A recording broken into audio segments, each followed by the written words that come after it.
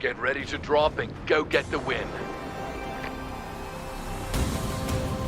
We're dropping.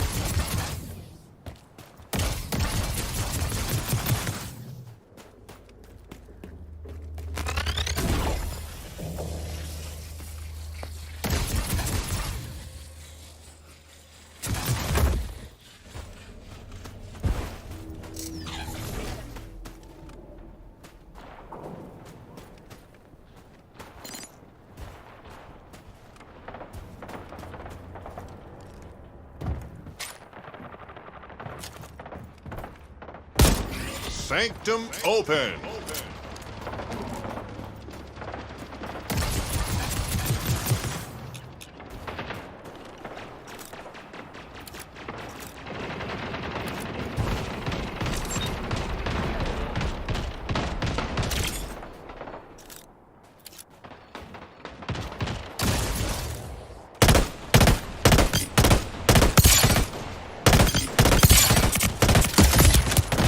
Fingers crossed for a revive.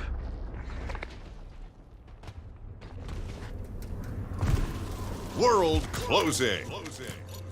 World is closing. Time to get a move on.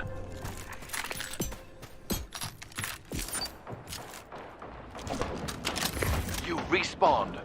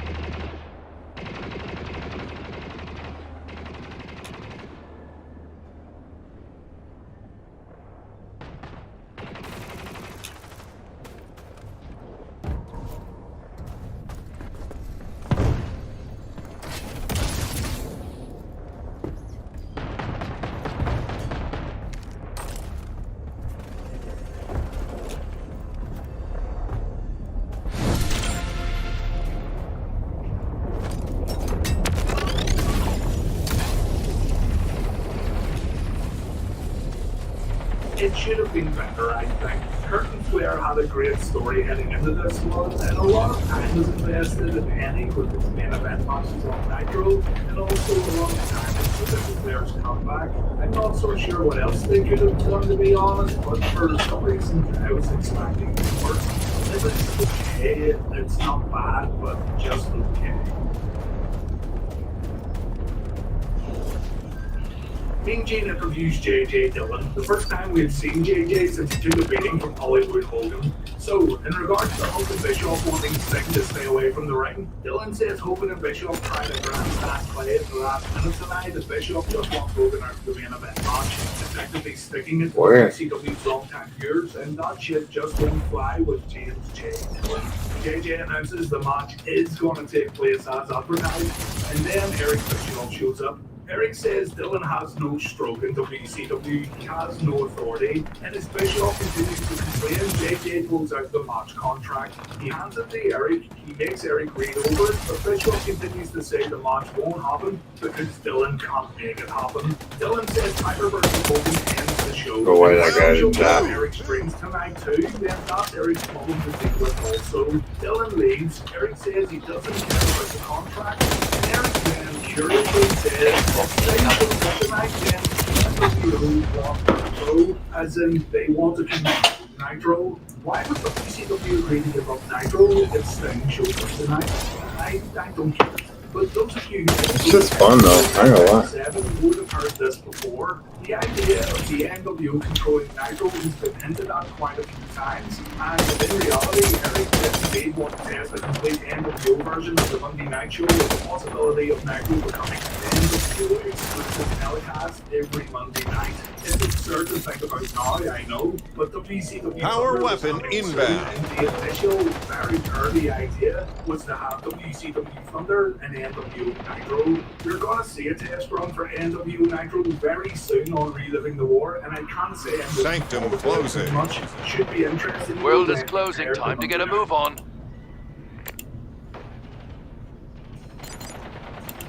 The living legend Larry Zbyszko makes his way to the ring to officiate the upcoming Scott Hall versus Lex Luger match. At Fall Brawl 97, Larry cost Hall and Randy Savage a tag team victory over Luger and DDP when he pushed Scott into a roll-up and Larry then counted the pinfall. The result was a race from 10 minutes remaining. Here we go. Commissioner Roddy Piper gave Larry the special rep for tonight's one-on-one match between the bad guy and the total package. Six is here too. They made a mistake on Reliving the War, and I thought his final appearance already happened, but I think he's still injured here, and he's let Bischoff know that he's not ready to compete in any matches. He appears on this Man, show, they looted everything over here. Nitro, and then Except for he's this. done in WCW. So, can Larry Zbyszko be an impartial referee? That's the question. He said he didn't like Scott Hall, but he wants to maintain his own integrity and the integrity of World Championship Wrestling by calling this one Zbyszko takes the toothpick, but Hall takes a shot from Luger immediately afterwards. Zbyszko then forces both men to break when neither Luger nor Hall will let go after locking up, and Larry makes Scott let go of the headlock when he pulled Luger's hair in order to apply the hold. He's being a little too strict here to start us off. Luger softens up the arm and shoulder, Hall makes it to the ropes, and once again Larry has to jump in to break things up.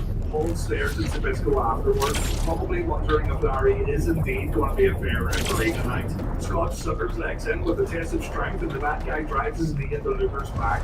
Lex tries to break free, but Scott keeps the submission locked in, and it feels like it's locked in forever. Lex counters, and it's a bad counter. Look right here. Paul's the one holding on to Lex for fun's sake. Still, Lex keeps the pressure on with a few punches in the corner, but Paul applies with a murder the Scott followed by a big clothesline.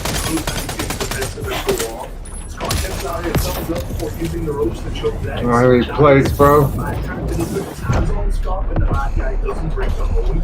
Six then gets called out by Larry when he tries Power weapon inbound. Paul then delivers a corner closesline. He covers Lex. Zbyszko begins to count and all complain instead of the speed. Outlasted more than half of the team this time. The counts are being fine, by the way. Larry's doing a good job. Lex gets No fucking way. This one stays in for quite Oh some my time. goodness. Lex gets out with a back suplex, but it's Hall who's able to make a cover afterwards. Hall insists to complain again about the slow count, but Larry stands his ground in the match. Strong showing. Hold your head high. Getting back inside. Hall stops Luger at every opportunity and then he pulls Hall away from Lex. Hall shoves Zbyszko, and Zbyszko backs up Scott out of the ring when Hall tries to attack. Bischoff shows up to complain about Larry's officiating, but Larry kicks Eric off the apron and he begins a 10 count. This got a great reaction, by the way. Both Hall and Lex get back in the ring. The two go toe-to-toe. Lex gets the better of Hall with a few clotheslines and a few atomic drops. We see the bionic forearm, and Lex signals for the rack. Eric distracts Zbyszko, Six comes in and he kicks Luger, and that's how it ends. Scott Hall performs the outsider's edge, and Larry has no choice but to count Lex's shoulders to the mat. Scott Hall wins via pinfall. After making Larry raise his hand in victory, Scott heads back up the ramp. Larry then demands to see a replay, and after he sees what happened, he announces that the match isn't over and he begins counting out Hall. Scott rushes back to the ring. He begins shouting at Zbyszko and pushing him around. Just like Fall Brawl, Larry pushes back, and this time Hall finds himself in the torture rack. Larry calls for the bell, and Lex wins via submission. Then Zbyszko gets attacked by 6. Larry manages to catch 6, and he applies a guillotine choke, but the numbers are too much when Bischoff and Scott get in on the action. Zbyszko gets beaten down badly, and it ends with Bischoff putting his foot on Larry while Scott counts to 3. You kind of know what to expect when going into this one with the special referee and all that stuff, so I actually thought this was fine, all things considered. A straight Hall versus Luger match would have been good, but that's not what was advertised really, so you can't be too critical. Next up, we have the Las Vegas Sudden Death Match, or Texas Death Match, or Last Man Standing Match. Whatever you want to call it, the match can only end when either Randy Savage or Diamond Dallas Page can't get up after a 10 count. This is the last match in the DDP versus Savage trilogy, capping off a rivalry that would earn both men the PWI Feud of the Year. And with everything that's happened in 1997, it's really quite the accomplishment. Page has re-injured his ribs apparently, but he's going to work the match anyway, giving the Macho Man a nice big target to aim for throughout the bout. The match starts with Dallas as the aggressor, going right after Macho on the outside. Savage gets a moment to recover when he pokes Dallas in the eye, but Dallas stays on Randy, and it's DDP who does the most damage in the early moments of the bout. Savage takes control back inside the ropes though. Page gets dropped across the top rope, and Randy lays in the strikes in the corner. Sorry, but I think Savage's gear is awesome tonight. The Macho Man gloats a little, and he gives DDP a chance to get back up. Dallas ends up beating the shit out of Savage before both guys take each other out with a double clothesline. The referee gets the 6 count before Dallas hits Savage with a swinging neck breaker. Dallas then goes for the cutter, but Macho gets out of harm's way and he goes to the outside. Dallas performs a plancha. He throws Savage into the guardrail, but Randy's able to hit the double X handle from the top, and neither man can maintain any kind of advantage here. Dallas gets clotheslined over the guardrail right in front of Raven and his cronies. The two then fight in the audience a bit, and they end up on the entranceway with Savage in control. After a bit of fighting at the guardrail, Dallas manages to throw Savage into one of the prop headstones at the entranceway, and Savage also gets slammed on a prop coffin. Randy then gets cracked with what looks like a tray, and Dusty Rhodes loses his mind on commentary. Brother, he wobble leg here, and he wobble leg here. It's so good. Dallas lays in a few more punches before the two head back to the ringside area, and Randy takes the lead here. The Macho Man uses the ring steps to his advantage. Page takes a beating before getting thrown back in the ring, and then the Macho Man decides he's going to take a camera and use it to end this match. Savage lines up his shot, but DDP gets the feed up, and the counter creates a great visual. Savage has been knocked out, and the referee begins his count. Miss Elizabeth saves the Macho Man by smashing a tray over Mickey J's head. That's one way to do it, I guess. Liz then chokes Page with a cord, and just seeing Liz getting so vicious makes the crowd pop. They go nuts again when Kimberly Page comes to Dallas's rescue. Kimberly grabs Liz by the hair and she drags her back up the entranceway, so we should now hopefully have a fair fight. Nick Patrick takes over referee duties. Both guys struggle to get to their feet, but it's Dallas who brings the fight to Savage. The Macho Man takes the pancake and DDP signals for the diamond cutter, but Macho holds onto the ropes and Page can't put the match away. Randy slowly climbs to the top. He drops the elbow, but he doesn't get all of it. So Dallas takes a body slam, and then Randy goes back upstairs. We see another elbow drop, and that's going to be it all over. Somehow Dallas gets up at 9, and he manages to hit the diamond cutter, but Patrick gets taken out too. He gets back up, and he starts counting both men out. He gets the 8 before Page and Savage stand back up. Page goes for the cutter again, but Randy counters and he hits a low blow. Dallas falls out of the ring, and then a shit Sting shows up. The shit Sting whacks Page with his baseball bat. Oh, it's all over, really, this time. Page can't get up. Randy gets to his feet inside the ring, so Randy wins our Las Vegas Sudden Death match. Another good match at Halloween Havoc, though long-term viewers may have been getting a little tired of these random Stings showing up. Randy attacks Nick Patrick after the bell, and he pushes the trainer off Page. He wants to get in one cheap shot. He walks back up the entranceway as medics put DDP on a stretcher. Randy gets in another cheap shot as Dallas gets brought to the back, and Tony Schiavone reveals that the shit Sting was wearing Hollywood Hogan boots.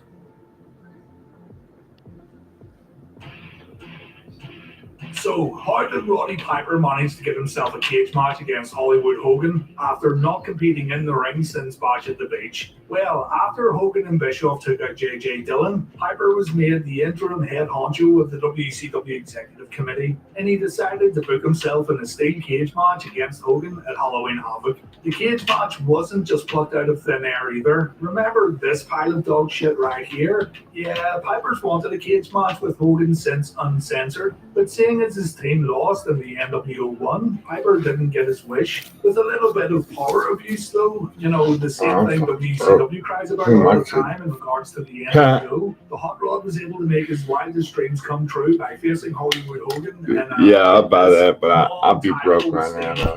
Yeah, I'll buy that, but I'll be broke right now. What is forever? So you really could have betted your house on Roddy Piper winning this cage match. The predictability was absolutely off the charts. You know, the last You want me to go to Call of time Duty? Keep playing this. Somebody, You want me to go to Call of Duty and playing this? I've heard this one being Please. referred Say to as Say the something. old age in the cage, and while that's pretty funny, Hogan was 44 here and Piper was 43. Current AEW champion CM Punk is currently 43. Brock Lesnar. If somebody want to give me some money for some split coin, I'll buy some of their Give me skins, you some know money what for I'm some saying? split coin, I'll buy some of their skins, you know what I'm There's saying? really no age on a performer if they're still able to go. So let's say if Piper and Hogan performed here at Halloween Havoc. It starts with Hogan wanting to leave the cage, and you'll maybe think of the excellent work Shawn Michaels did in Hell in a Cell, where he too wanted to leave a cage before facing The Undertaker. The difference here is it just seems a bit more hokey when Hogan does it. Michaels made you believe for a moment that he was legit panicking, whereas Hogan just kind of shakes the cage a bit. Roddy Piper goes after Hulk, and after whipping him with his belt, he eats his asshole. Seriously, he gets right in there too. Piper bites Hogan's back and forehead before throwing the NWO champ back inside the ropes. And here we go. God help us all. Hogan versus Piper at Halloween Havoc. Alright, Piper pokes Hogan in the eye before delivering an atomic drop. We see the classic ear clap next, and then Piper screams at Hogan to fight him as he kicks Hollywood on the mat. Hogan escapes the ring and he tries to climb out of the cage and... Wait, did they explain the rules here? There's no referee, so I'm guessing there's no pinfalls. Let's go back to Michael Buffer. Alright, okay, so the winner of the match is the man who survives. That's it. So I'm guessing leaving the cage doesn't result in a victory. I don't know, honestly. Back to the match, and Hogan gets punched in the balls. There's a bit of countering before Hulk gets his head rammed into the cage panel, but Hogan's first to his feet. He then Let's orders play Randy split Anderson ball. on the outside to open the cage door, and Shivani 5, says if Hogan leaves the 4, cage, then the 3, match is over. 2, Hogan steps out, and the 1. match continues. Round Shivani 1. says it's only continuing because both guys Bring stepped home the out at the victory. same time, but you can just tell. Three split balls to your face and score while Hogan slams the protecting cage from door on enemies. Piper's head and he tries to leave the arena, but a shit sting stops Hogan in his tracks, causing a lot of confusion, saying the New shit split stings ball are in usually play now. associated with the new word. Power order. weapon Usually. inbound. The match gets back inside the ring for all of 5 seconds because Hogan falls back to the outside. They're Why is it up not one just working? for Doesn't spot. take any hard bumps Maybe on the that's steel panels. Why is it not Piper working? seems to Trash. not care, and he Yeah. takes the shots to the head full force. Trash. Hogan tries to climb the cage and Piper stops him. Another Sting shows up to join whoever that other dude is at the entranceway. And when we go back to the cage, Hogan's stopping Piper from escaping. Piper then gets whipped in the ring with Hogan's belt. Hogan slaps Piper around while saying, "I could do this."